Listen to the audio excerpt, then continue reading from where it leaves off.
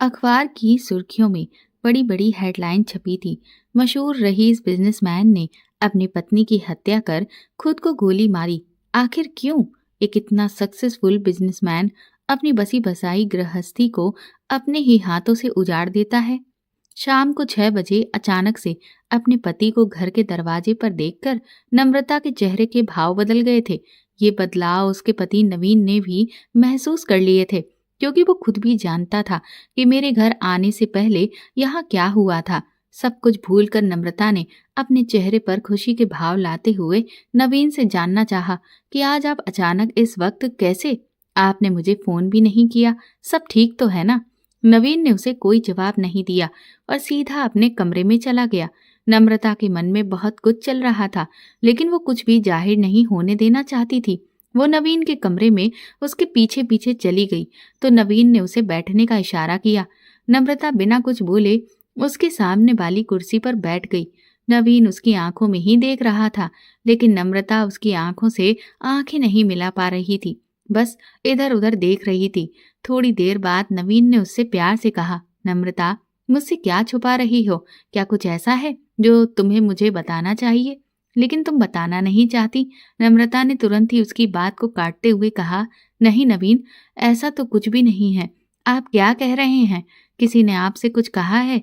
उसकी बात सुनकर नवीन से रहा नहीं गया और उसने मोबाइल उठाकर उसे मैसेजेस दिखाए। उन मैसेजेस को देखते ही नम्रता के तो होश उड़ गए थे। अचानक से नवीन ने भी अपना आपा खो दिया और उसने एक जोरदार थप्पड़ नम्रता के गाल पर दे मारा। अब नम्रता भी कुछ नहीं कर सकती थी सिवाय रोने के। उसे रोता देखकर नवीन को और गुस्सा आ गया। तभी उनके बच्चे पायल और अमन आ गए। नवीन कुछ नहीं कर सकता था, वह असहाय सा पागल सा हो गया था और उसके बच्चे अपने पिता के इस रूप को देखकर रोने लगे थे। अचानक नम्रता ने अपने बच्चों को देखा और बेटे अमन को कोचिंग जाने के लिए बोल दिया। अमन बोला, पापा ऐसा क्यों कर रहे हैं मम्मा, क्या हो गया है? नम्रता ने बोला, कुछ नहीं बेटा, जरा सी बात है, अभी सब ठीक हो जाएगा। आपकी कोचिंग का टाइम हो गया है ना, आप जाइए, मम्मा सब ठीक कर देगी। अमन अभी 12 साल का टीनेजर बच्चा था, इसलिए उसने अपना बैग उठाया और चला गया। फिर नम्रता पायल की ओर देखकर बोली, बेटा आप बाहर खेल कर आओ। पायल अपनी माँ से लिपट गई। नम्रता ने खुद को संभाला और फिर से कहा, बेटा बच्चों के साथ खेलो। जब पायल बाहर नहीं गई तो नवीन ने टीवी चालू कर दिया और बोला, जाओ जाकर टीवी देखो। अपने पापा से डरकर वो तुरंत बैठक में जाकर टीवी देखने चली गई। अब नवीन नम्रता की ओर गुस्से से चिल्लाया, ये क्या किया तुमने? मैंने किस बात की कमी रखी थी तुम्हारे लिए जो तुमने मेरे प्यार का ऐसा सिला दिया? क्या मेरी ईमानदारी का यही जवाब है तुम्हारे पास? ऐसी बेवफाई की तुमने, मैंने इतना प्यार दिया तुम्हें और तुम मेरी आंखों में धूल झोंक रही थी। बोलो कब से चल रहा है ये सब? कौन है ये? और एक नहीं कितने तुम्हारे आशिक हैं? नम्रता की आंखों से आंसू बहते जा रहे थे। वो कुछ नहीं बोल पा रही थी। उसे अंदर ही अंदर डर लग रहा था कि आखिर ऐसा कैसे हो गया। नवीन नम्रता पर लगातार चिल्लाता जा रहा था और उसका सब्र का बांध भी टूटता जा रहा था। अचानक उसने एक और थप्पड़ नम्रता के जड़ दिया तो उसने नवीन के पैर पकड़ लिए और माफी मांगने लगी। रुको नवीन, मुझसे गलती हो गई। मुझे अंदाजा नहीं था कि मैं क्या करने जा रही हूँ। इस शरीर ने मुझसे क्या क्या करवा दिया। नवीन ने कोई प्रतिक्रिया नहीं दी। उसके मन में नम्रता के लिए कोई प्यार नहीं था, न कोई जज्बात बचे थे। आखिर होते भी कैसे, क्योंकि नम्रता के जो गलत तरह के मैसेजेस उसके फोन में किसी ने भेजे थे, वो भी एक नहीं कई सारे। नवीन ने नम्रता को धक्का दिया और जोर से चिल्लाया, अंदाजा नहीं था? कैसे? कोई इतनी बड़ी गलती कर रहा है और उसे एहसास नहीं होगा कि वो क्या करने जा रहा है, कि अपने ही बसे हुए घरौंदे को उजाड़ दिया, वो भी सिर्फ 2 मिनट के सुख के लिए। आखिर इस मिट्टी की काया की इच्छाओं का इतना मोह। नवीन की आंखों से आंसू बह रहे थे और इधर नम्रता भी आंसू बहा रही थी। नवीन फिर चिल्लाया, अब किसके लिए रो रही हो? क्या मैं तुम्हारी इच्छाएं पूरी नहीं कर सकता था? क्या कमी रह गई थी मेरे प्यार में? तुम मेरे लायक नहीं रही, तुम अपवित्र हो। मैंने परिवार के खिलाफ जाकर तुम्हें अपनाया था और तुमने मेरे साथ क्या किया? मुझे ही धोखा दे दिया। अब तो मैं कहीं भी मुंह नहीं दिखा पाऊंगा और ना ही तुम्हें अपना पाऊंगा। नम्रता फिर से रोते हुए बोली, नहीं नवीन, प्लीज मुझे ऐसे ना छोड़कर जाओ। मैं तुम्हारी पत्नी हूँ, मुझसे गलती हो गई, मुझे माफ कर दो। नवीन ने उसकी तरफ देखकर कहा, अगर यही गलती मैंने की होती तो क्या तुम मुझे माफ कर पाती? अब नम्रता के पास कोई जवाब नहीं था, बस आंखों में आंसू लिए वो नवीन की तरफ देख रही थी। तभी अचानक फिर से नवीन ने चिल्लाकर पूछा, बोलो, आखिर कब से चल रहा है ये सब? और कौन है ये सारे? सब मुझे सब जानना है। नवीन ने चिल्लाते हुए नम्रता से कहा, बताओ मुझे क्या हो रहा है ये सब? और अब कोई झूठ नहीं चलेगा, मैं सिर्फ सच सुनना चाहता हूँ। नम्रता ने नवीन की ओर देखते हुए कहा, मैं जानबूझकर कुछ नहीं करना चाहती थी, बस अनजानी सी चाहत ने मुझे ऐसा करने को मजबूर कर दिया। आखिर मैं माँ के साथ साथ एक पत्नी भी हूँ और एक औरत भी। आप ये कैसे भूल गए कि एक औरत होने के नाते मुझे कई बार आपका साथ चाहिए होता और आप वहाँ नहीं होते थे। बताइए मुझे, मैंने कैसे अपना समय बिताया होगा आपके बिना? नवीन ने फिर चिल्लाकर कहा, तो मैं इतनी मेहनत किसके लिए कर रहा हूँ? आखिर इसीलिए ही ना कि तुम्हें और बच्चों को भी कोई तकलीफ ना हो, किसी चीज की कोई कमी ना हो। नम्रता बोली, क्या पैसा ही सब कुछ है? परिवार क्या होता है? पति पत्नी आपस में कैसे रहते हैं? एक साथ घूमने, सुख दुख में साथ देना क्या होता है? बच्चों के पेरेंट्स मीटिंग हो या गेम्स, रिश्तेदारों के साथ मिलना जुलना हो या कोई और त्योहार, आपको बस अपनी नौकरी और पैसे के अलावा कुछ नहीं दिखा। माना कि मैंने गलती की और कई बार की, पर कहीं न कहीं आप भी जिम्मेदार हैं इस सब के। नवीन ने इतना सुना कि एक और थप्पड़ नम्रता के गाल पर मार दिया और बोला, बस अब एक शब्द नहीं। अपनी गलतियों को मेरे सर मढ़ना चाहती हो? कितनी गिरी हुई हो तुम? नम्रता नवीन के पैरों में गिर गई, पर वो उसे छोड़कर अलग हो गया और चेयर पर जाकर बैठ गया। नम्रता बोलने लगी, जब तुम अपनी मीटिंग में ध्यान रखे रहते थे और मुझे और बच्चों की जरूरत का ध्यान रखने के लिए कोई नहीं होता था, तब भी तुमने ध्यान नहीं दिया। आज मैं तुम्हें सब बताऊंगी। नवीन, तुम एक हफ्ते के लिए मुंबई गए थे, तभी अचानक मेरे भाई का फोन आया था। माँ बीमार थी और भाभी के मायके में भी उनके पिताजी के देहांत हो जाने से उनका वहां जाना जरूरी था। तब मुझे भाई ने फोन करके बुला लिया था और मैं दोनों बच्चों को लेकर वहां चली गई थी। वहां जाने के बाद उस दिन हमने साथ मिलकर खाना खाया। तभी मेरे भाई का दोस्त अजीत वहां आया। वो आते ही बच्चों से घुल मिल गया और वो भाई भाभी को स्टेशन छोड़ वापस माँ के घर आया। थोड़ी देर मुझसे और माँ से बातें की और चला गया। अगले दिन बच्चे उसे याद कर रहे थे तो उन्होंने मेरे भाई को फोन करके कहा कि कल वाले अंकल को बोलिए ना कि यहाँ आ जाएं, हमारा मन नहीं लग रहा। भाई ने फोन करके अजीत को माँ के यहाँ आने को बोला। अजीत के आते ही बच्चों के चेहरे पर खुशी आ गई। वो उन्हें कार में घुमाने लेकर गया और वापस आते ही बच्चे उसके सामने बोले, मम्मा, अंकल बहुत अच्छे हैं, देखो आइसक्रीम खिलाई। पापा तो हमें कभी भी नहीं ले जाते, ना हमारे साथ खेलते हैं। उनके ऐसा कहने पर अजीत और मेरी नजरें मिली और अचानक उसने वो दर्द भी महसूस कर लिया। मैंने बनावटी मुस्कान लेकर बच्चों से कहा, ऐसा नहीं है बेटा, पापा के पास काम बहुत ज्यादा होने से उन्हें टाइम नहीं मिलता। जैसे ही उनका काम खत्म होगा वो आप लोगों को जहां आप कहोगे वहीं ले जाएंगे। अजीत ने भी हल्की मुस्कान दी। फिर मैंने अजीत को खाना खाने के लिए रोक लिया और माँ, बच्चे और अजीत हमने साथ में खाना खाया। पर बच्चों के चेहरे पर जो खुशी थी वो अजीत के वहां रहने से थी।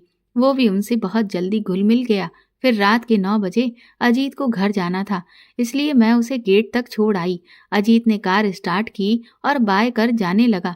फिर कार रोककर अचानक ही उसने मुझसे पूछा, क्या आप आइसक्रीम खाना चाहोगी?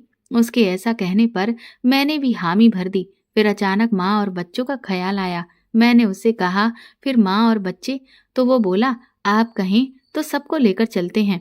मेरे चेहरे पर हल्की हंसी आ गई तो कहने लगा, आप ऐसे ही हंसती रहा करिए, अच्छी लगती हैं। बाकी जिंदगी में बहुत ही परेशानियां आती हैं, पर उनकी परेशानियों की वजह से हमें मुस्कुराना या जिंदगी जीना नहीं छोड़ना चाहिए। उसकी बातें मेरे दिल तक पहुंच पा रही थीं। मैंने उसे 2 मिनट रुकने का बोला और अंदर चली गई। मैंने बच्चों से पूछा, अब क्या करना है? तो बच्चे खुद बोलने लगे कि उन्हें नींद आ रही है, इसलिए मैं उनके कमरे में उन्हें सुलाकर माँ के पास आई और पूछा, माँ, आप अभी सोने जा रही हो? उन्होंने कहा, नहीं नम्रता, कुछ काम है क्या? मैंने कहा, हाँ माँ, मेरा मन आज बाहर जाने का हो रहा है। अजीत साथ में है, हम जल्दी ही आइसक्रीम खाकर वापस आ जाएंगे। तो माँ बोली, ठीक है, पर जल्दी आ जाना। और बच्चे? मैंने उनसे कहा कि वो सो चुके हैं। फिर जैसे ही मैं जाने को थी तो माँ बोली, बेटा, अजीत अच्छा लड़का है, पर रात बहुत हो गई है, ध्यान रखना।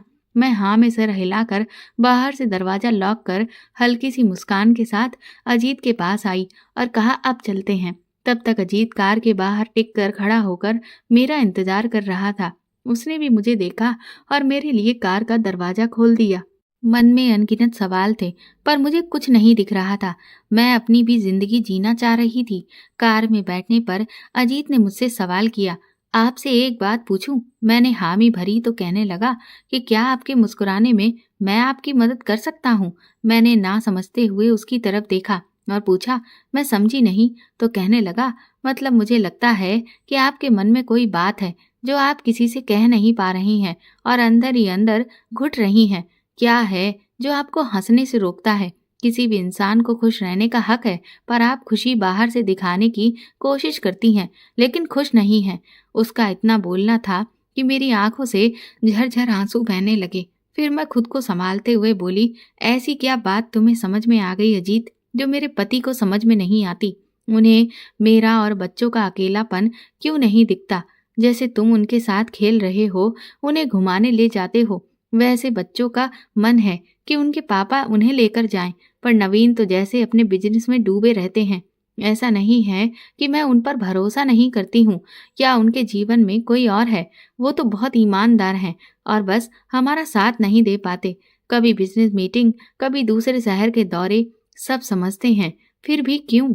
अजीत ने समझदारी दिखाते हुए कहा, नम्रता जी, वैसे मेरी शादी तो नहीं हुई है, पर फिर भी मैं कहना चाहूँगा कि पुरुष होकर बहुत जिम्मेदारियां हो जाती हैं। माँ बाप, भाई बहन की जिम्मेदारियां, फिर शादी के बाद एक अच्छा पति, एक अच्छा पिता बनना, फिर उन सभी को बराबर से महत्व देना। उसके जीवन में कोई छोटा बड़ा नहीं होता, सब बराबर होते हैं। फिर आती हैं सबकी खुशियाँ, जिन्हें पूरा करने के लिए वो अपनी जवानी के दिनों से ही बुढ़ापे तक सफ़र करता है। फिर अनजाने में ही उसे बहुत सारी खुद की खुशियों को त्यागना पड़ता है। अब मैं नवीन से मिला नहीं हूँ, पर कहीं न कहीं बता सकता हूँ कि उन्हें खुद भी ये कमी खलती होगी कि अपने परिवार को मैं पूरी तरह से टाइम नहीं दे पाता। इस पुरुषवादी समाज में एक पुरुष की सबसे बड़ी कमी यही है कि वो खुद अंदर ही अंदर घुटता रहेगा और बताएगा नहीं, क्योंकि हमारे समाज में पुरुष को यही सिखाया गया है कि सारी समस्याएं वो खुद अकेला ही निपटा ले, जबकि ऐसा नहीं है नम्रता जी। नम्रता एकटक अजीत को देखे जा रही थी और ध्यान से उसकी बातें सुन रही थी। नम्रता सोच रही थी कि ऐसी बातें नवीन शादी से पहले करते थे और शादी होने के बाद फिर वही जिम्मेदारी निभाना। मनचाही शादी होने से तो ऐसा लगता है कि जैसे औरत को ही जीत लिया है और औरत को घर में ही रहना है, जिम्मेदारियां संभालनी है। ऐसा बेरंग जीवन क्यों हो जाता है कि सभी पुरुष ऐसे ही होते हैं? नम्रता के मन में ये सारी बातें चल रही थी। अजीत ने कार रोकी तो नम्रता वर्तमान में आ गई। कहने लगा, माफ कीजिए नम्रता जी, मेरा इरादा आपका दिल दुखाने का नहीं था। क्या मैं कुछ ज्यादा बोल गया? प्लीज मेरी बातों को दिल से ना लगाइए, और जो भी हो आपकी पर्सनल लाइफ में है, मुझे उसमें दखल नहीं देना चाहिए। अजीत के ऐसा कहने पर नम्रता हंसने लगी और बोली, कोई बात नहीं अजीत, आपने जो भी कहा सच ही तो है। शायद मैं ही नवीन को गलत समझ रही हूँ और आप बहुत समझदारी भरी बातें कर रहे हो। वैसे आपके घर में कौन कौन है? अजीत ने हल्की सी मुस्कान के साथ कहा, मेरा भरा पूरा परिवार है। दादा दादी, माँ पापा, भाई बहन और चाचा चाची और उनके बच्चे, और मेरे बड़े भाई भाभी और उनके बच्चे, सभी तो हैं। ये कहूँ कि जो ज्ञान भरी बातें मैं आपसे कर रहा था, उनके पीछे मेरा परिवार है, क्योंकि बड़े परिवार में सबकी खुशियों का ध्यान रखा जाता है और थोड़ी नोक झोंक भी चलती रहती है, पर परिवार है तो हम सब एक हैं। नम्रता भी हल्का सा मुस्कुराई और हाँ में गर्दन हिला दी। फिर अजीत ने कार आइसक्रीम स्टैंड पर पार्क की। दोनों ने अपनी पसंद की आइसक्रीम खाई। जब दोनों वापस जाने को हुए तो अजीत ने नम्रता से पूछा, क्या आप थोड़ा और घूमना चाहती हैं? नम्रता अंदर ही अंदर चाह तो रही थी कि लंबी लॉन्ग ड्राइव पर चली जाए। फिर ख्याल आया, अजीत अभी 2 दिन से ही पहचान में है, तो ऐसा सही नहीं होगा, और उससे मना करते हुए नम्रता ने कहा, नहीं अजीत, फिर कभी, रात होने को है। अजीत ने उसकी बातों का मान रखा और वापस घर छोड़कर बाय कहकर अपने घर चला गया। अंदर आते ही नम्रता ने देखा कि उसकी माँ अभी सोई नहीं है। माँ ने पूछा, बहुत देर कर दी नम्रता? उसने घड़ी देखी, बोली, माँ बस 1 घंटा ही हुआ है, हम तो पास के ही आइसक्रीम पार्लर में गए थे, अब आप सो जाइए। नम्रता फिर अपने कमरे में चली गई। देखा तो बच्चे सो चुके थे, नम्रता भी सो गई। अगले दिन सुबह सुबह नम्रता सबके लिए चाय बना रही थी कि उसकी माँ की आवाज आई, नम्रता चाय और बड़ा देना, अजीत आया है। नम्रता ने मन ही मन सोचा, इतनी सुबह कैसे? नम्रता ने बाहर जाकर सबको चाय दी और खुद भी वहीं बैठ गई। फिर अजीत से पूछने लगी, तुम इतनी सुबह सुबह कैसे? अजीत ने पहले तो चुटकी लेकर पूछा, क्या आपको अच्छा नहीं लगा? फिर हंसते हुए बोला, आपके भाई भाभी आज लौटने वाले हैं, उनको पिक करने वाला था, सोचा आप लोगों को बता दूं और मिलने चला जाऊं। फिर बच्चे अजीत के साथ गेम खेलने लगे और भाई भाभी के आने की खबर सुनकर माँ और नम्रता खुश हो गईं और खाना बनाने का बोलकर अंदर चली गई। कहीं न कहीं नम्रता वहां और रुकना चाहती थी। नम्रता बेमन से ही सही पर खाने की तैयारी करने लगी। तभी वहां अजीत पानी पीने आता है, पूछता है, नम्रता जी कोई मदद करूं? वो हंसते हुए कहती है, अच्छा अब तुम खाना भी बनाओगे? बोला, हाँ बिल्कुल, मैं अच्छी बातों के साथ साथ अच्छा खाना भी बना लेता हूँ। हमारे यहाँ सारे पुरुष खाना बनाना जानते हैं। ऐसा कहकर वो जोर से हंसने लगा। नम्रता थोड़ा शरारती अंदाज में बोली, अरे आपकी तो अभी शादी भी नहीं हुई, फिर खाना कैसे बना लेंगे? अजीत ने हंसते हुए कहा, खैर मैं आपको बता दूं, हमारे यहाँ तो सभी को खाना बनाना आता है। हमारे यहाँ महिला पुरुष का अंतर नहीं मानते।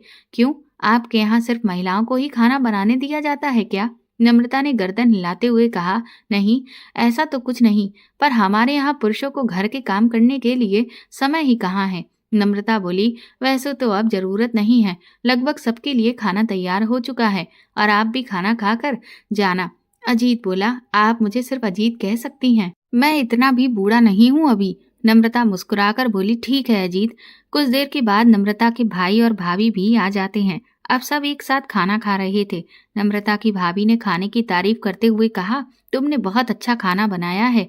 इससे पहले कि नम्रता कुछ कहती, अजीत तपाक से बोला, हाँ खाना तो बहुत ही स्वादिष्ट बना है, ऐसा कि मैं अपनी उंगलियां भी खा जाऊंगा। अजीत की इस बात पर सब ठहाका लगाकर हंस रहे थे, लेकिन नम्रता की भाभी को ये बात थोड़ी अटपटी लगी। वो बोली, अरे वाह अजीत, खाना तो तुम हमारे घर पहले भी खाए हो, पर कभी मेरे बने खाने की इतनी तारीफ नहीं की। अजीत संकुचित होकर बोला, नहीं भाभी ऐसा तो नहीं है, खाना तो आप भी अच्छा बनाती हैं, पर आज पहली बार नम्रता जी के हाथ का खाना खाया है, इसीलिए तारीफ करना तो बनता है ना। नम्रता मन ही मन खुश हो रही थी, पर बाहर से जाहिर नहीं कर पा रही थी। आखिर जाने कितने दिनों के बाद कोई उसकी तारीफ कर रहा था, वरना नवीन के पास तो इतना समय ही नहीं होता कि थोड़ा समय निकाल कर उसे प्यार के दो बोल बोले। फिर सबने खाना खा ही लिया तो उसकी माँ और भाई अपने कमरे में चले गए थे। अजीत वहीं बच्चों के साथ खेल रहा था। अजीत 9 बजते ही घर चलने का कहकर बाहर चला गया और फिर वापस अंदर जाकर नम्रता की ओर न देखकर भाभी से बोला, भाभी आइसक्रीम खाने चलोगी? उसकी भाभी ने आश्चर्य से कहा, आज तक तो कभी नहीं पूछा, अचानक क्या हुआ अजीत? तो वो कहने लगा, बस यूं ही मन कर रहा था। ये कहते हुए उसने तिरछी नजर से नम्रता को देखा। नम्रता की भाभी बोली, नहीं बाबा, इतना सफर करके आए हैं, अब और नहीं घूमा जाएगा, ऐसा करो कल चलेंगे। अजीत तपाक से बोला, पर मेरा मन तो आज है, ऐसा करता हूँ बच्चों को लिए जाता हूँ। भाभी बोली, उनको तुम अकेले नहीं संभाल पाओगे, जाओ नम्रता को भी ले जाओ। नम्रता वैसे तो जाहिर नहीं होने देना चाह रही थी, लेकिन उसकी मंद मंद मुस्कुराहट अजीत ने भी देख ली थी। बच्चे तो तुरंत तैयार हो गए और भाभी ने नम्रता को भी जाने को बोला। अब अजीत की कार में आगे अजीत और नम्रता और पीछे सीट पर दोनों बच्चे मोबाइल में गेम खेल रहे थे। मौका देखकर अजीत बोला, नम्रता जी आप लोग वापस कब जाने वाले हो? तभी नम्रता बोली, सिर्फ नम्रता, मैं भी उतनी बूढ़ी नहीं हूँ। और फिर दोनों हंस दिए। अजीत बोला, ठीक है नम्रता, आप लोग कब जाने वाले हो? नम्रता ने जवाब दिया, शायद कल। अब भाई भाभी आ गए हैं और माँ भी ठीक है, मुझे अब अपना घर भी देखना होगा। वैसे भी सब छोड़कर मैं जल्दी जल्दी ही यहाँ आई थी। अजीत थोड़ा उदास होते हुए बोला, कुछ दिन और रहते तो अच्छा लगता। नम्रता बोली, क्यों, ऐसा क्या होने वाला है कुछ दिनों में? अजीत कहने लगा, बस अच्छा लग रहा है आप लोगों का यहाँ होना। मैं बच्चों को अपना समझने लगा हूँ और मुझे आप सबकी भी याद आएगी। नम्रता बोली, अच्छा ऐसी बात है तो ठीक है, जब तुम्हें याद आए हमसे बात कर लेना। अजीत ने तुरंत कहा, कैसे? ना ही आपका नंबर है मेरे पास, ना ही पता कि मैं मिलने भी आ सकूं। नम्रता बोली, ठीक है, अभी फिलहाल तो नंबर ही ले लो। फिर दोनों ने अपने मोबाइल नंबर एक दूसरे से एक्सचेंज किए। उसके बाद वो लोग आइसक्रीम खाकर वापस घर आ जाते हैं। कार घर के बाहर रुकते ही बच्चे दौड़कर अंदर जाते हुए अजीत को गुड नाइट विश करके गए। बाहर खड़े अजीत ने नम्रता को भी गुड नाइट विश करते हुए कहा, ठीक है, कल भी आइसक्रीम खाने चलेंगे, तैयार रहना। नम्रता बोली, गुड नाइट अजीत, देखते हैं, शायद कल हम चले जाएं। अजीत ने फिर से कहा, इतनी जल्दी क्यों, अभी कहा था ना, थोड़े दिन और रुक जाइए। वो नम्रता पर थोड़ा हक जमाते हुए बोला। नम्रता थोड़ा गुस्सा दिखाते हुए बोली, देखो अजीत, पहले तो मैं कुछ बातें क्लियर कर दूं। ये मेरा मायका है, मतलब मैं शादीशुदा हूँ। मेरा एक पति है और बच्चे भी हैं। उनकी जिम्मेदारी मेरी है। मैं यहाँ कुछ दिन, वो भी सिर्फ माँ के लिए आई थी। अगर तुम्हें बच्चों की याद आए तो बेशक उनसे बातें करने के लिए फोन कर सकते हो। अजीत ने बनावटी चेहरा बनाया और कहने लगा, और आपसे बात करना हो तो। नम्रता को कुछ अजीब सा लगता है, पर वो रिएक्शन नहीं देती। अजीत फिर बोलता है, मुझे पता है कि आप शादीशुदा हैं और आपके बच्चे हैं और आपके पति मिस्टर नवीन हैं, जिन्हें आप प्यार करती हो, पर उन्हें इस बात का कोई एहसास तक नहीं है। उन्हें बस अपनी आज़ादी और नौकरी से मतलब है। नम्रता लगभग चिल्लाते हुए बोली, अजीत, तुम ये क्या बोल रहे हो? क्या यही सब सुनने के लिए मैंने अपना दर्द तुमसे बांटा था? वो जैसे भी हैं, मेरे पति हैं। अगर मेरी किस्मत में यही है तो उसे कोई नहीं बदल सकता। अब एक शब्द मैं उनके बारे में नहीं सुनूंगी। अजीत बोला, आपकी किस्मत में खुश रहना भी लिखा है। मैं आपको कोई कमी नहीं होने दूंगा। बहुत प्यार करूंगा आपसे। नम्रता ने अजीत को थप्पड़ मार दिया। अजीत के प्यार के इजहार पर नम्रता उस पर बहुत नाराज थी और अजीत कार में बैठकर रो रहा था। इधर रात को अजीत को नींद नहीं आ रही थी और नम्रता भी सो नहीं पाई। अगली सुबह नम्रता ने अपनी माँ को बताया कि वो जाना चाहती है। उसकी माँ ने कहा, ठीक है, कुछ दिन और रुक जाती, अभी इतनी जल्दी जाना जरूरी है क्या? वो बोली, माँ, नवीन अब कभी भी आने वाले होंगे।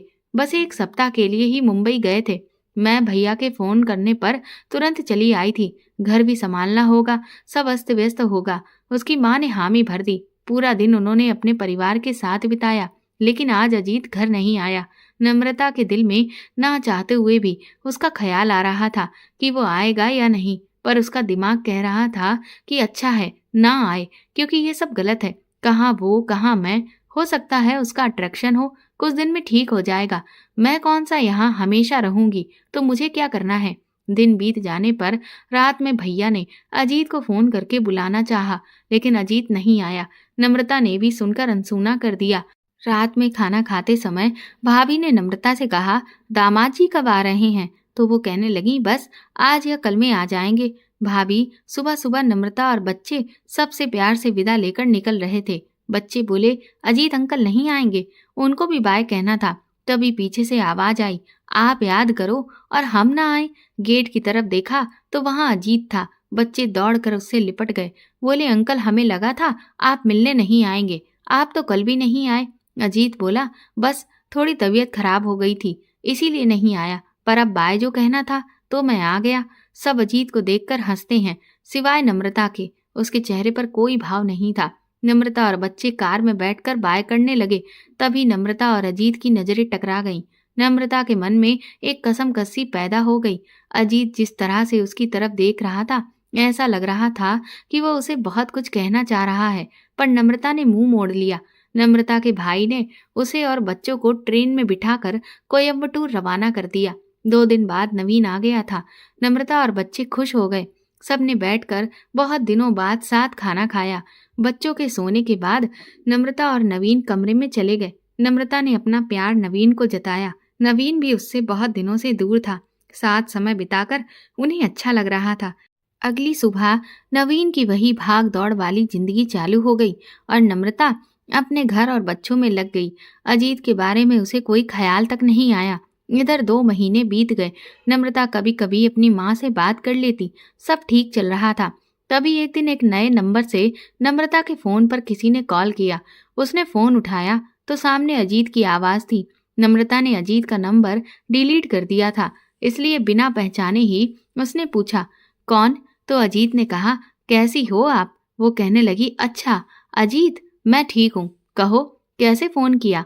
कहने लगा, बस ऐसे ही आपने कहा था बच्चों की याद आए तो कॉल कर सकता हूँ, बस उनसे बात करना चाहता था। नम्रता ने कहा ठीक है, बात कराती हूँ।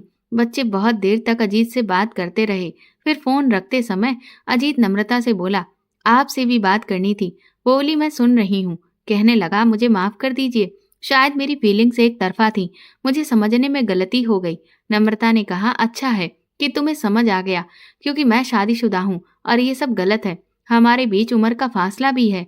तुमने आइसक्रीम खिला ली तो इसका मतलब ये नहीं कि हमारे बीच प्यार हो जाएगा।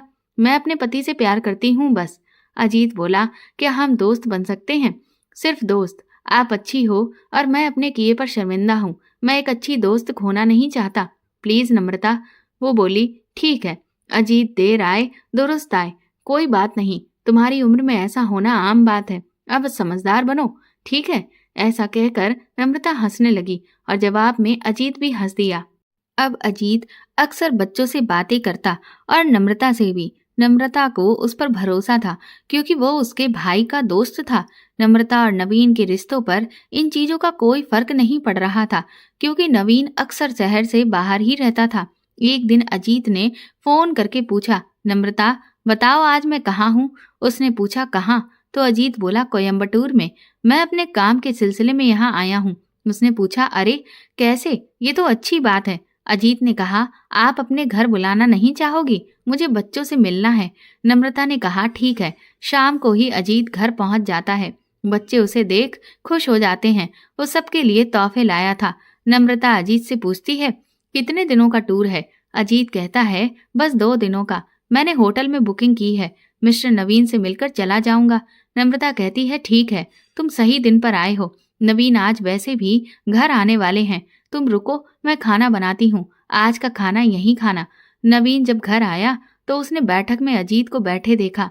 नवीन ने पहली बार किसी गैर व्यक्ति को बिना उसकी मौजूदगी में अपने ही घर में बैठे देखा तो थोड़ा चौंक जाता है। नवीन आते ही पूछता है, आप कौन? तो अजीत कहता है, मिस्टर नवीन, मैं अजीत। मैं अपने बिजनेस के सिलसिले में कोयम्बटूर आया था। सोचा सबसे मिलने चलूं। मुझे नम्रता जी ने बताया कि आप आने वाले हैं, इसीलिए बस आपका ही इंतजार कर रहा था।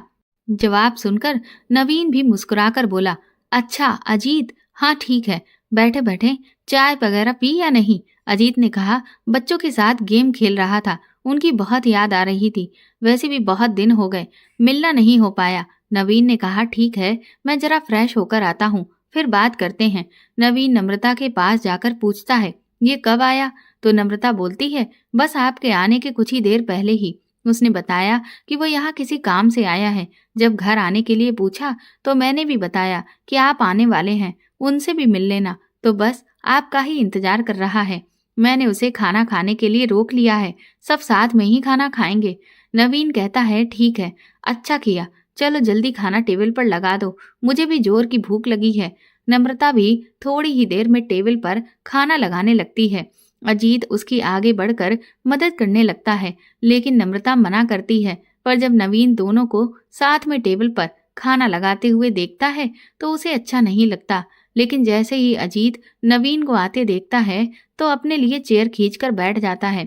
नवीन अजीत से कुछ प्रश्नों की झड़ी लगा देते हैं कि पढ़ाई में क्या क्या किया है, कौन सा बिजनेस है, घर में कौन कौन है, रहन सहन वगैरह।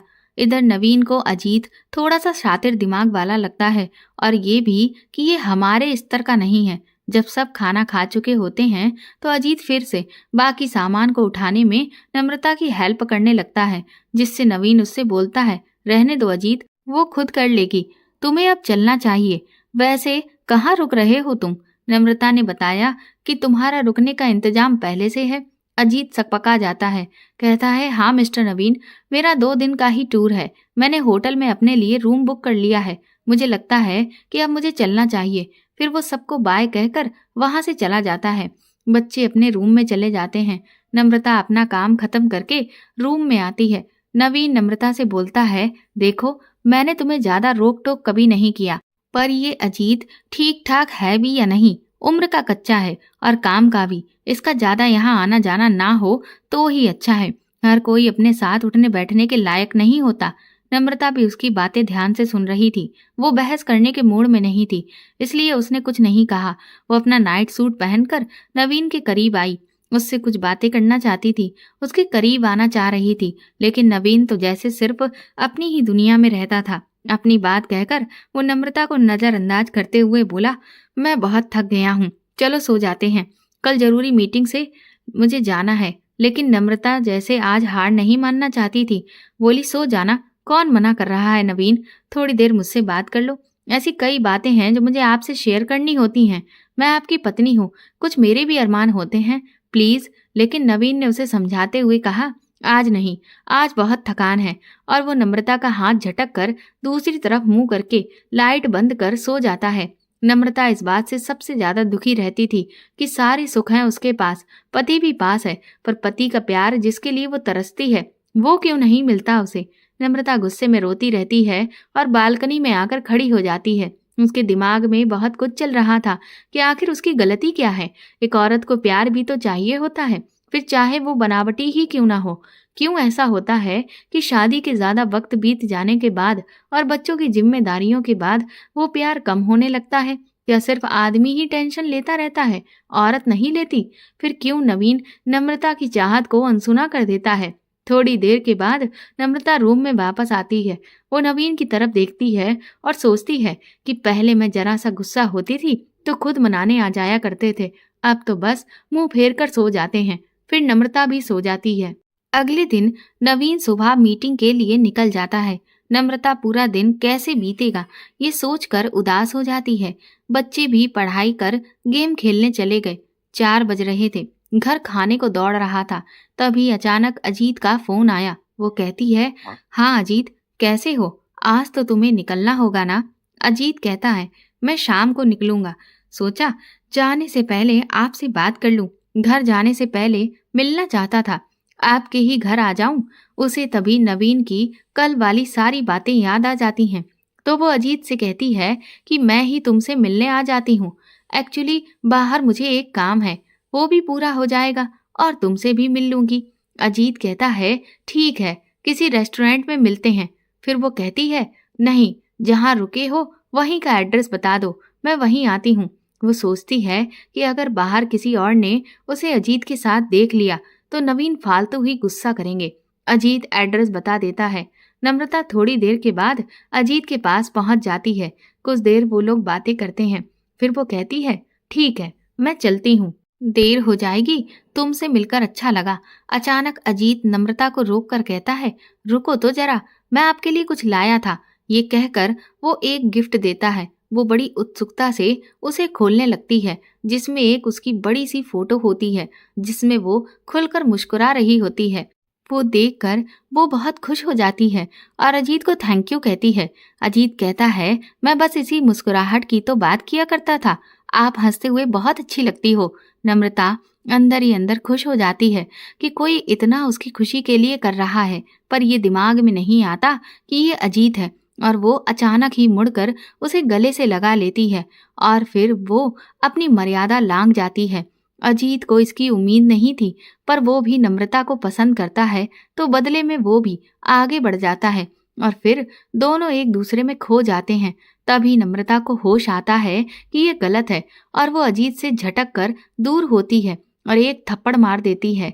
अजीत अपना हाथ उस गाल पर रखता है और नम्रता की तरफ देखने लगता है। उसके चेहरे पर ना तो शिकवा था, ना गिल्ट, ना शिकायत, ना गुस्सा।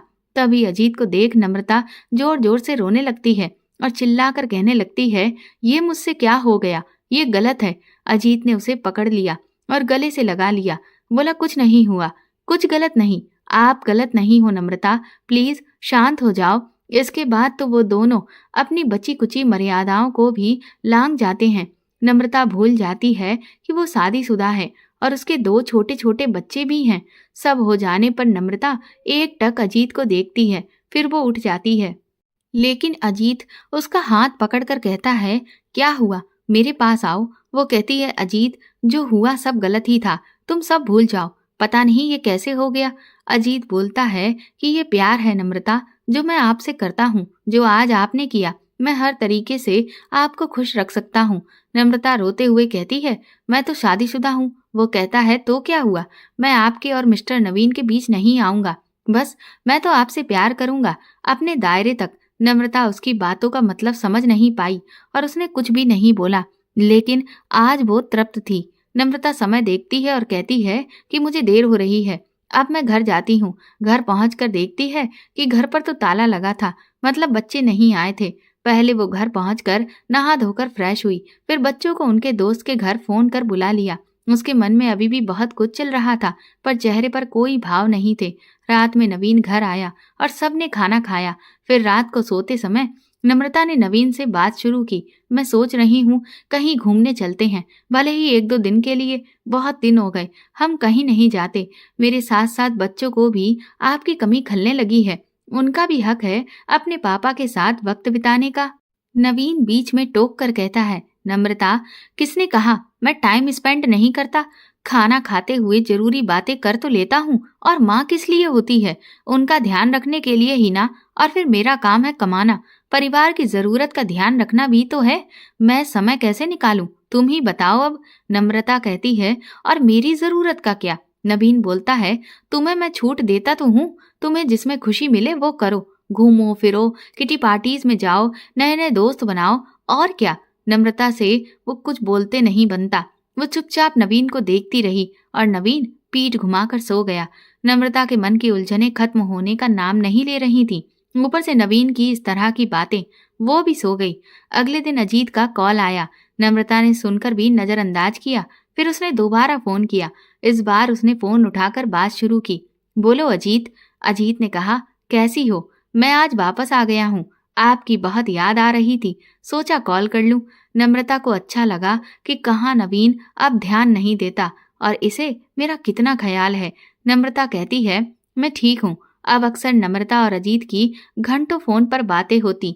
नम्रता पहले से खुश रहने लगी थी। नवीन को लगा कि शायद मेरी बातों का ही असर है, इसलिए अब वो नम्रता के खुश होने पर ज्यादा ध्यान नहीं देता। नम्रता एक बार तो अपनी दहलीज लांघ चुकी थी, इसलिए अजीत अब उसे मिलने की जिद बार बार करता और वो बार बार आकर कोयम्बटूर में मिलता और फिर वो लोग अपनी मर्यादाओं को बार बार लांघते। एक दिन नम्रता ने नवीन से कहा, मैं कुछ दिन अपने मायके जाऊं? वो कहने लगा, लेकिन बच्चों की क्लासेस। तो नम्रता ने पूछा, बच्चे जाना ही नहीं चाह रहे हैं, आपकी बहन आ रही है, उनके साथ रहना चाहते हैं, तो उसके आते ही कुछ दिन मूड फ्रेश कराऊं, माँ की याद आ रही है। नवीन कहता है, ठीक है, चली जाना। नम्रता मन ही मन बहुत खुश हुई, पर वो खुशी अब उसके चेहरे पर भी दिखती थी। नम्रता ने अजीत को फोन करके सब बता दिया और इधर अजीत और ज्यादा खुश हुआ। अगले दिन नम्रता मायके पहुंचकर सबके साथ समय बिता रही थी, ताकि किसी को शक ना हो। और फिर शाम को अपनी सहेली से मिलने का कहकर वो अजीत से मिलने के लिए निकल गई। इस बार अजीत नम्रता को अपने दोस्त के घर ले गया और दोनों ने फिर से अपनी वही गलती दोहराई। नम्रता ने अजीत से पूछा, तुम्हारा दोस्त विजय क्या करता है?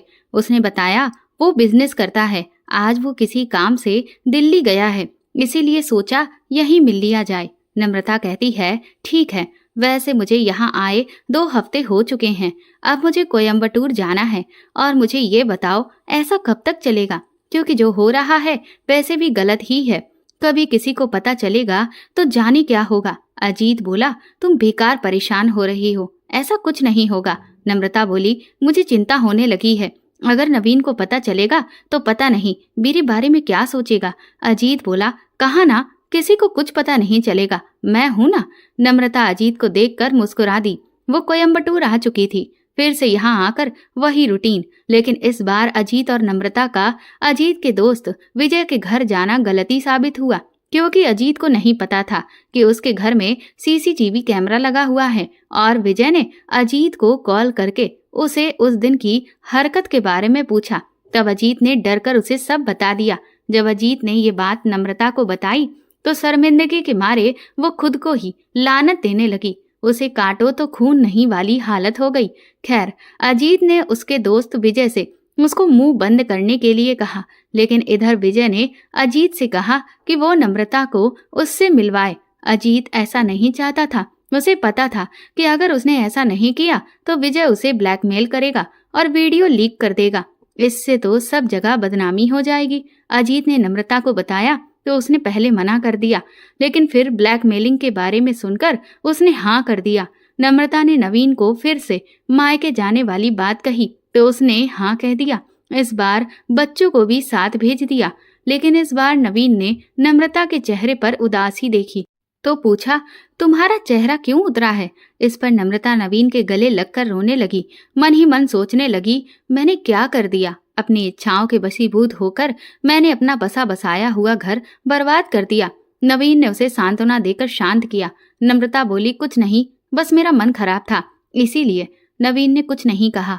अगले दिन नम्रता अपने मायके गई और बच्चों को नानी के घर छोड़कर मार्केट से खरीदारी के बहाने बाहर चली गई। वहां से अजीत ने उसे पिकअप किया और विजय के घर ले गया। विजय ने वही डिमांड अजीत और नम्रता के सामने रख दी कि उसे भी अब अपनी ख्वाहिशों को पूरा करना है। पहले तो नम्रता बहुत रोई, उसके पैर पड़ी। अजीत भी विजय के सामने दोस्ती का हवाला देकर गिड़गिड़ाता रहा, लेकिन विजय नहीं माना और मजबूरन नम्रता को उसकी बात माननी पड़ी। और अपनी बात मनवाने के बाद उनके सामने ही विजय ने उस दिन वाला वीडियो डिलीट कर दिया। पर उसने ये शर्त रखी कि जैसे तुम अजीत के साथ हो वैसे ही जब मैं चाहूं तुम्हें मेरे साथ भी होना होगा। ना चाहते हुए भी नम्रता ने हाँ कह दिया, जिसे सुनकर अजीत गुस्सा हो गया। जब वो बाहर आया तो उसने गुस्से से नम्रता से कहा कि तुमने हाँ क्यों कहा? नम्रता बोली, तो चारा ही क्या था? यदि तुम मामला खुद से सुलझा पाते तो फिर मुझे यहाँ आना ही नहीं पड़ता। मैं तो मैली हो ही चुकी हूँ, अब क्या फर्क पड़ता है? अजीत नम्रता के मुंह से ऐसी बात सुनकर दंग होकर आत्मग्लानि महसूस करता है कि गलती उससे भी हुई है। अगर वो विजय के घर उसे नहीं लाता तो ऐसी स्थिति नहीं बनती। कुछ दिन अपने मायके में बिताकर नम्रता वापस कोयम्बटूर चली गई। अभी कुछ ही दिन बीते थे कि विजय ने नम्रता को फोन करके कहा कि मैं तुमसे मिलना चाहता हूँ, मैं यहीं कोयम्बटूर में हूँ। उसने होटल का नाम और पता और समय बताकर फोन रख दिया। नम्रता के दिमाग में पिछली सारी घटनाएं घूमने लगी थीं। अब जो होना है वो तो होकर ही रहेगा, इसीलिए वो विजय से मिलने पहुंची। विजय ने उससे कुछ बातें की और कहा कि देखो, मैं तुमसे प्यार तो नहीं करता, लेकिन हमारे बीच जो भी है उसका जिक्र तुम अजीत से नहीं करोगी और मैं भी तुम्हारे बारे में किसी को नहीं बताऊंगा, ना ही मुझे कुछ लेना देना है। जो भी है हमारे बीच रहेगा। अब अक्सर नम्रता और विजय मिलते। विजय कोयम्बटूर में ही था और जब नम्रता मायके जाती तो वो अजीत से मिलती। इस सब में पुरानी नम्रता खो चुकी थी, जिसे अपने पति और बच्चों के अलावा और कुछ नहीं सूझा करता था। ये नम्रता अपने ऊपर ध्यान देती थी। उसने दोनों बच्चों को अलग अलग फोन खरीद कर दे दिए तो बच्चे फोन में लगे रहते, लेकिन उन्हें अपनी माँ के नए बर्ताव में बदलाव नजर आया था। पर बच्चे भी खुश थे कि माँ अब हमें डांटती ही नहीं, हमारी हर बात मान लेती है। और नवीन इस बात से खुश कि नम्रता हमेशा मुस्कुराती रहती है। अब उसने शिकायत करना छोड़ दिया है, पर नवीन से भी नम्रता ने बातें करना कम कर दिया था। बस वो औपचारिक बातें करती। विजय अक्सर नम्रता को मिलने बुलाता था और उसे संकोच भी नहीं लगता था, लेकिन उसने बस विजय से ये शर्त रखी कि जब वो मायके जाएगी तब तक तुम मुझे फोन या किसी भी प्रकार से संपर्क नहीं करोगे। कुछ दिन बाद वो अपने मायके आई। अजीत एक प्राइवेट जॉब करता था। उसके पास ज्यादा पैसे नहीं थे, लेकिन अब उसकी अय्याशियों और महंगे महंगे खर्चों के लिए नम्रता ही कीमत चुकाने लगी थी। एक दिन वो होटल रूम में अपना काम खत्म होने के बाद बैठकर कुछ बात कर रहे थे। तभी उसके फोन पर विजय का फोन आया, जिसे देख वो घबरा गई। नम्रता ने अजीत और विजय दोनों के नाम अपनी सहेलियों के नाम पर सेव कर रखे थे। पहले तो उसने फोन काट दिया, लेकिन जब उसने दोबारा कॉल किया तो वो अजीत से थोड़ा साइड जाकर कॉल रिसीव करके बोली, हाँ कहो।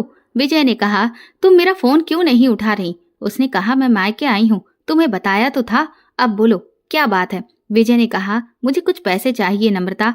वो बोली, पैसे? पर क्यों? मेरे पास पैसे कहाँ हैं? विजय बोला, मैं जानता हूँ तुम अजीत को खुश रखने के लिए क्या क्या करती हो, फिर वही खुशी तो मैं भी तुम्हें देता हूँ, फिर तुम मुझे पैसे देने में क्यों आनाकानी कर रही हो? नम्रता ने कहा कि तुमने मुझे ब्लैकमेल किया, उसके बदले में तुम जो कहते हो मैं करती हूँ। आप पैसे भी? मैं नहीं कर पाऊंगी ये सब। विजय बोला, ठीक है, मायके से कितने दिनों में वापस आओगी? उसने कहा, 2 दिन बाद। बोला, ठीक है, कोयम्बटूर आते ही मुझे कॉल करना, वरना अंजाम अच्छा नहीं होगा। फोन रखते ही अजीत ने पूछा, क्या हुआ? किससे बातें कर रही थी? नम्रता ने घबराकर कहा, सहेली है, कोयम्बटूर में उसे बताना भूल गई थी, तो जानने के लिए कॉल किया था कि मैं कहाँ हूँ। उसके बाद दोनों फिर अपने उसी रास्ते पर बढ़ गए। 1 घंटे के बाद नम्रता जल्दी से उठकर तैयार हुई। बोली, मैं चलती हूँ, लेट हो रहा है। शायद इस बार आखिरी मिलना हो, क्योंकि मैं 2 दिन बाद कोयम्बटूर जा रही हूँ और घर के और भी काम हैं जो पूरे करने हैं। 2 दिन बाद नम्रता वापस आ जाती है और वो विजय को कॉल करती है। विजय उसे होटल में बुलाता है। विजय उसे गले मिलकर खुश होते हुए बोला, मैंने तुम्हें बहुत मिस किया। नम्रता ने उसे धक्का दिया, कहा, ये नाटक मेरे साथ मत करो।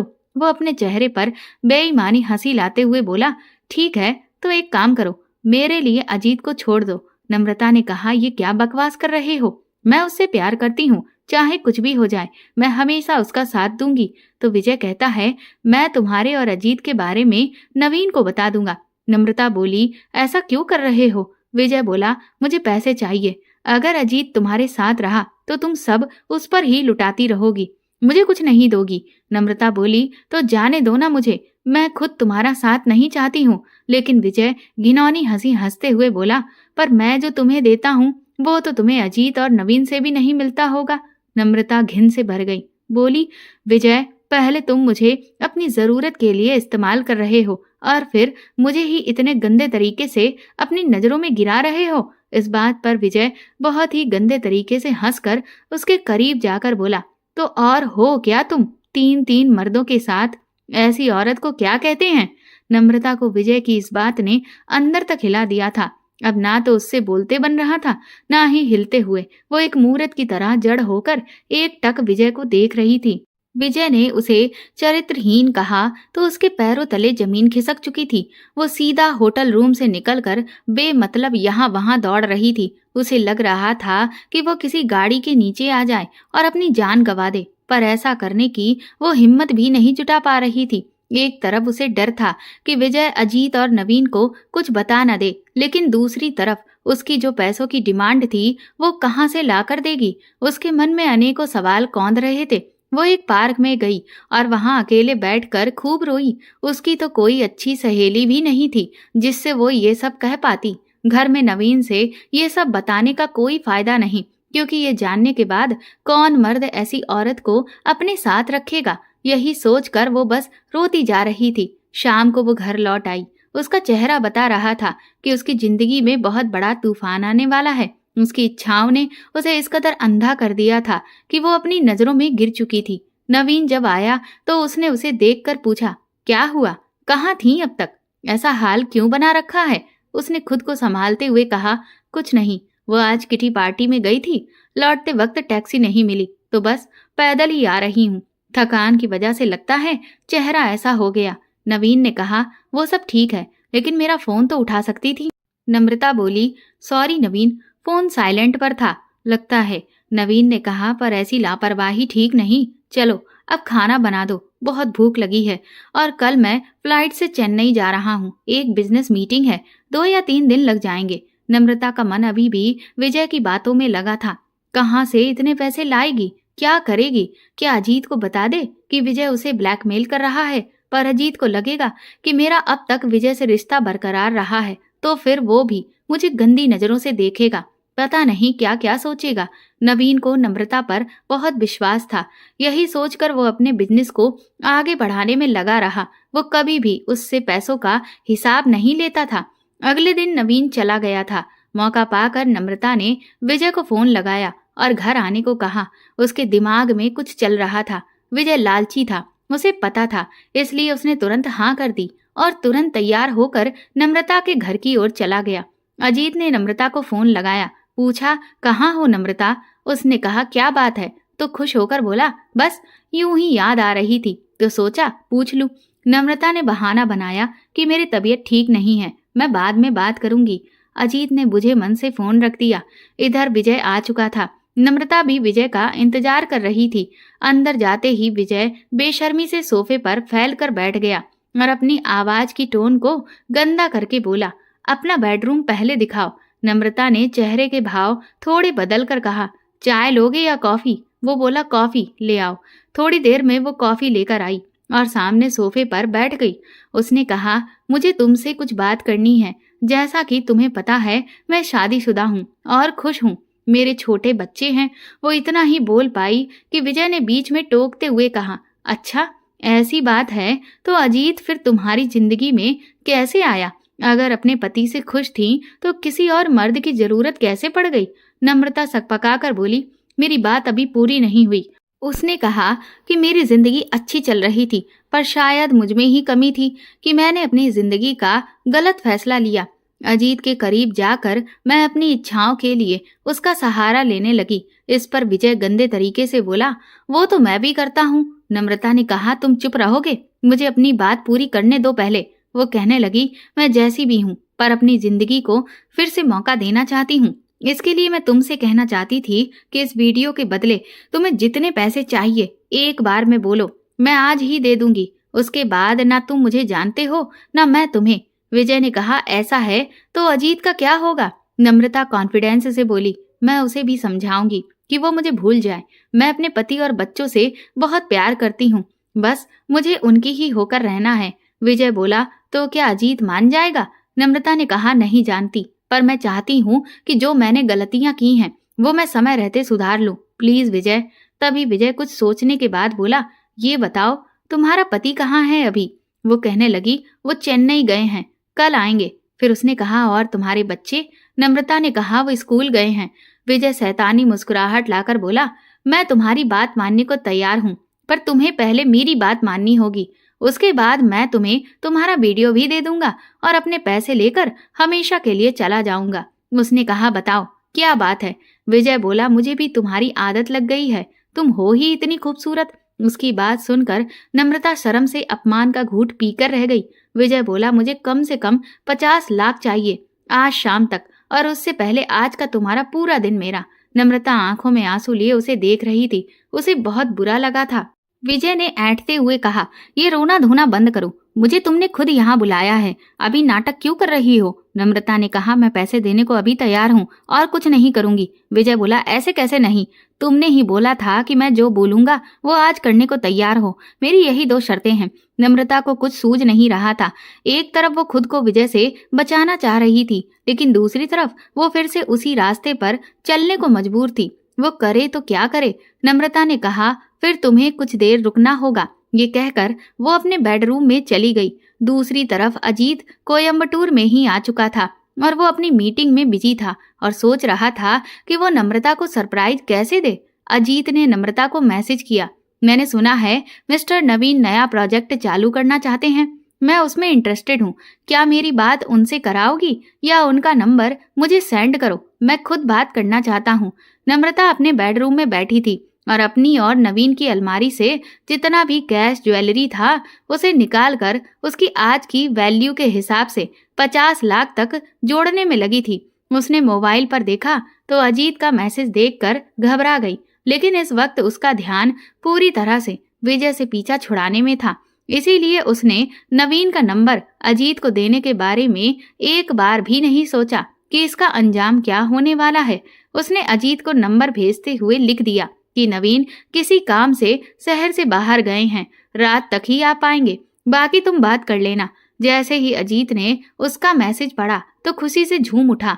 अब वो आराम से सरप्राइज दे सकता था। उसने प्लान बनाया और फूलों का गुलदस्ता खरीदा और कुछ गिफ्ट्स लेकर निकल पड़ा। नम्रता ने पूरा हिसाब लगाया और बेडरूम से बाहर आ गई। उसके हाथ में बैग देखकर विजय चौंक पड़ा। बोला, इसमें क्या है? नम्रता ने कहा, जितना भी कैश और ज्वेलरी है 50 लाख पूरे होते हैं, इसे ले लो और मेरी जिंदगी से हमेशा के लिए चले जाओ। लालची विजय ने लपक कर पहले तो बैग ले लिया, फिर खोलकर सब चेक किया और बेशर्मों की तरह फिर सोफे पर बैठकर पूछा कि अब दूसरी शर्त को पूरा करो। नम्रता बेचारी मन मसोस कर रह गई। उसके पास और कोई रास्ता भी नहीं था। नम्रता अपने दिमाग में सोच रही थी कि बस अब ये आखिरी बार है, इसके बाद वो ऐसा कोई काम नहीं करेगी। और इधर विजय मन में सोच रहा था कि मैंने तो सोने के अंडे देने वाली मुर्गी को फंसाया है। इसके बाद विजय ने अपनी दूसरी शर्त पूरी की। इधर अजीत नम्रता से मिलने के लिए उसके घर पहुंच चुका था। दरवाजे पर पहुंचते ही उसने सोचा क्यों ना वो पीछे के रास्ते से चला जाए। वो मन ही मन उतावला हो रहा था कि नम्रता उसे अचानक देखकर बहुत खुश होगी। उसने इधर उधर देखा तो एक खिड़की खुली थी। वो वहां से अंदर गया।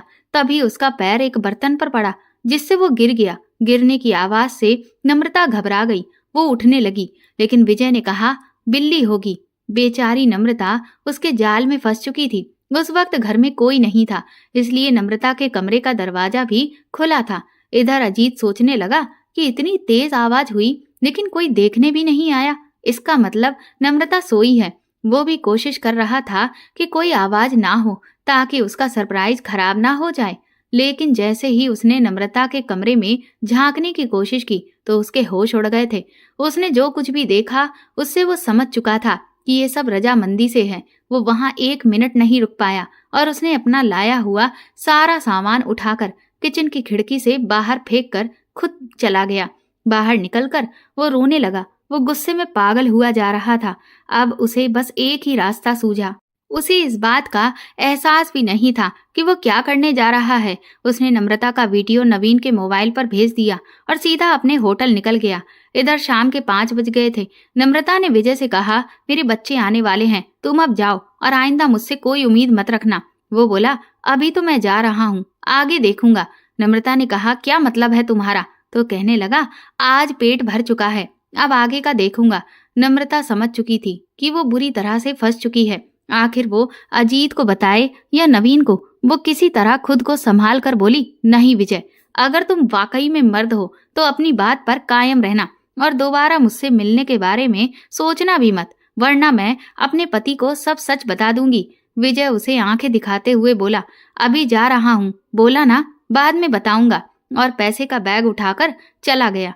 इधर नवीन मीटिंग से फ्री होने पर सबसे पहले फोन चेक करता है। पहले तो वो अननोन नंबर देखकर इग्नोर करता है, लेकिन फिर सोचता है कि देख लूं किसका मैसेज है। लेकिन जैसे ही वो मैसेजेस देखता है, उसके पैरों तले से जमीन निकल जाती है और फोन छूटकर हाथ से गिर जाता है। उस समय गुस्सा, धोखा, दर्द और दुख की एक मिलीजुली प्रतिक्रिया होती है। वो उस वक्त फोन उठाकर बिना कुछ देखे हुए, बिना कुछ बोले, अपने कलीग्स के बीच से खाना छोड़कर सीधा अपनी कार में बैठता है और घर को निकल पड़ता है। वो कार में बहुत रोता है। उसे वीडियो देखकर यकीन नहीं हो रहा था कि नम्रता उसे धोखा भी दे सकती है। आखिर उसने ऐसा क्यों किया? वो बर्दाश्त नहीं कर पा रहा था। उसकी गाड़ी की रफ्तार बढ़ती जा रही थी। इधर अजीत घर पहुंच चुका था और वो सीधा अपने कमरे में जाकर बंद हो गया। उसे पश्चाताप भी हो रहा था कि उसने ये क्या किया, पर अंतर मन में सोच रहा था कि आखिर मैं भी नम्रता के साथ मिलकर नवीन को धोखा ही तो दे रहा था। अब नवीन को जब इस बारे में पता चलेगा तो उसे भी कैसा फील हो रहा होगा। ऐसा अजीत भी फील कर पा रहा था। दिन ढल चुका था। नम्रता अपने बच्चों के साथ घर पर समय बिता रही थी। तभी बाहर कार रुकने की आवाज आई। उसने दरवाजा खोला तो सामने नवीन को देखकर पहले तो घबरा गई, फिर चेहरे पर खुशी के भाव लाते हुए बोली, आप तो कल आने वाले थे, क्या हुआ, सब ठीक है? नवीन ने एक नजर उसे देखा और बोला, अंदर आ जाऊं पहले या यहीं सब बताऊं? नम्रता शर्मिंदा हो गई। बच्चे भागकर नवीन से लिपट गए। नवीन का मन भर आया और वो रोने लगा। ये देखकर नम्रता और बच्चे घबरा गए। नम्रता भागकर नवीन के पास आकर बोली, क्या हुआ, क्या बात है? नवीन पहले तो नम्रता के गले लग जाता है और बहुत रोता है। फिर कहता है, कमरे में चलो, बात करनी है। उसके बाद वो बच्चों को भी वहां से हटा देते हैं। नम्रता के बारे में नवीन जान चुका था। उसे अब नम्रता से घिन आ रही थी। नम्रता पैरों में गिरकर माफी मांग रही थी। बाहर बच्चे बैठकर टीवी देख रहे थे और वो शाम को पापा के साथ बाहर जाने का प्लान बना चुके थे। नवीन ने बेडरूम की अलमारी से एक डायरी निकाली और उसमें लिखना शुरू किया। नम्रता जमीन पर बैठी उसे एक टक देख रही थी। उसे जरा भी एहसास नहीं था कि नवीन क्या लिख रहा है। 2-3 पेज लिखने के बाद नवीन ने प्यार से नम्रता को अपने पास बुलाया। डरी सहमी नम्रता उसके पास जाकर बैठ जाती है। फिर वो उसे कहता है, मैं तुमसे बहुत प्यार करता हूँ नम्रता। तुम्हारे लिए तो मैंने अपने माँ बाप को भी भुला दिया था। तुम ही मेरे लिए सब कुछ हो। नम्रता उसकी ओर देखती है। उसकी आंखों से लगातार आंसू बह रहे थे। फिर पीछे मुड़कर नवीन अलमारी का ड्रॉर खोलता है और पिस्तौल निकालकर सीधा नम्रता के सीने पर 3 फायर करता है। नम्रता के मुंह से एक शब्द भी नहीं निकल पाता और वो वहीं बेड पर बेमौत मारी जाती है। इसके बाद नवीन अपने सिर पर पिस्टल की नोक रखता है और बस फिर सब तरफ सन्नाटा पसर जाता है। शाम होती है तो बच्चों को याद आता है कि पापा घुमाने ले जाएंगे, लेकिन दरवाजा अंदर से बंद होता है। बच्चे दरवाजा खटखटाते हैं, बहुत देर दरवाजा नहीं खुलता तो बच्चे घबराकर पड़ोस वाले एक अंकल को बुला लेते हैं। वो भी दरवाजा खोलने की कोशिश करते हैं, पर जब दरवाजा नहीं खुलता तो वो लोगों को बुलाते हैं और पुलिस को भी फोन लगा देते हैं। सब मिलकर दरवाजा तोड़ते हैं तो सामने का दृश्य देखकर सबके होश उड़ जाते हैं। खून से लथपथ लाशें देखकर सबकी आंखें फटी की फटी रह गईं। बच्चों का रो रो कर बुरा हाल था। धीरे धीरे पड़ोसियों की मदद से दोनों के घर वालों को फोन पर सूचना दी गई, लेकिन किसी को भी यकीन नहीं हो रहा था कि ये सब कैसे हो गया। सब तरफ मातम छा गया था और रो रो कर सबका बुरा हाल था। उनकी मौत का कारण किसी को नहीं पता था। मौके पर पुलिस पहुंची तो उन्होंने पिस्तौल, डायरी और दोनों के फोन जब्त किए और उनकी लाशों को पोस्टमार्टम के लिए भेज दिया। दोनों परिवार वाले एक दूसरे पर इल्जाम लगा रहे थे। पुलिस ने नवीन के मोबाइल से वीडियो देखा और नम्रता के फोन से विजय और अजीत के नंबर और अजीत के साथ फोटोज भी निकाल लिए। नवीन ने डायरी में अपना कन्फेशन लिखा था कि अपनी पत्नी का किसी गैर मर्द के साथ रिश्ता होने की वजह से मैं उसे और खुद को इस जिंदगी से आजाद कर रहा हूँ। पुलिस ने बिना देरी किए अजीत को कस्टडी में ले लिया और विजय को भी पकड़ लिया। उसके बाद उन दोनों को 10 साल की कैद हो गई। बच्चे बेचारे अनाथ हो गए। हर अखबार की सुर्खियों में बस यही खबर थी। पत्नी की चरित्रहीनता का पता लगने पर मशहूर बिजनेसमैन ने अपनी और पत्नी की जान ली। आज बच्चे नाना नानी के पास हैं। उनके सर से माँ बाप का साया उठ चुका है। आए दिन कोई भी ताना मार कर बोलता है, इनकी माँ गंदी थी, वो अपनी ख्वाहिशों में इतनी अंधी हो गई कि अपने पति को भी खा गई। बच्चे बस रो देते हैं। अभी उन्हें ये बात समझ नहीं आती, पर जब आएगी तब क्या? अपनी माँ को वो माफ कर पाएंगे? क्या अपने पिता को माफ करेंगे? कि आखिर ऐसी नौबत आई ही क्यों? क्या बस यही रास्ता था? क्या यही प्यार होता है? क्या अपनी ख्वाहिशों को पूरा करना ही प्यार का मतलब है? तो दोस्तों, आपको ये कहानी कैसी लगी और इस कहानी पर आपकी अपनी क्या राय है, ये हमें कमेंट करके जरूर बताएं। और प्लीज इस कहानी को ज्यादा से ज्यादा शेयर और लाइक करके मेरे चैनल को सपोर्ट करें।